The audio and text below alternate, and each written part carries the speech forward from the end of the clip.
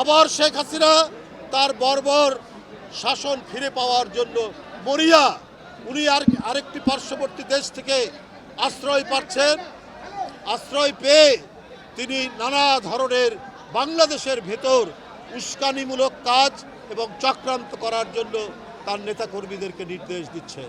কিন্তু জনগণের সাড়া না পেয়ে এখন তারা হরতাল আর অবরোধ করছেন অনলাইনে, জনগণের মধ্যে যেতে পারছেন না। কই উনার রক্ষাকারী বাহিনী? কোথায় তার যুবলীগ, ছাত্রলীগ? কোথায় তার র্যাব, পুলিশ, যাদের দিয়ে নির্বিচারে গণতান্ত্রিক শক্তির রক্ত ঝরিয়েছেন, লাশ করেছেন মাসুম বাচ্চাদেরকে?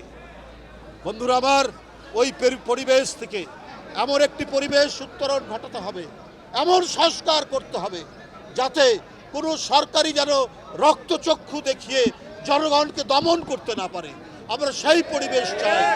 আমরা আমাদের স্বাধীন চিন্তা, স্বাধীন মতামত প্রকাশে কেউ যেন বাধা হয়ে না দাঁড়াতে পারে।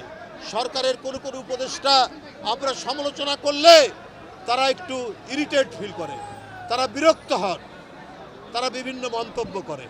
তাহলে অন্তর্বর্তীকালীন সরকার কেন? আপনারা উপদেষ্টার পদ থেকে ছেড়ে দিয়ে রাজনৈতিক দল করেন কেন? গণতন্ত্রে বিরোধী দল কথা বলবে, সমালোচনা করবে এবং এই সমালোচনার মধ্যে দিয়ে সরকার তার সংশোধন হবে। আজকে যদি চালের দাম বাড়ে আমরা কথা বলবো না, সমালোচনা করব না, যেটা জনগণকে অত্যন্ত কষ্ট দেয়।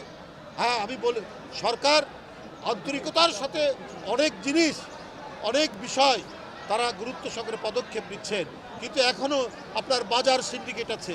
আজকে আইন শৃঙ্খলা পরিস্থিতির উন্নতি হচ্ছে না, বিভিন্ন জায়গায় চুরি ডাকাতি বাড়ছে, গুম হত্যা বাড়ছে। তাহলে এইটার দায়িত্ব তো সরকারের উপর পড়বে।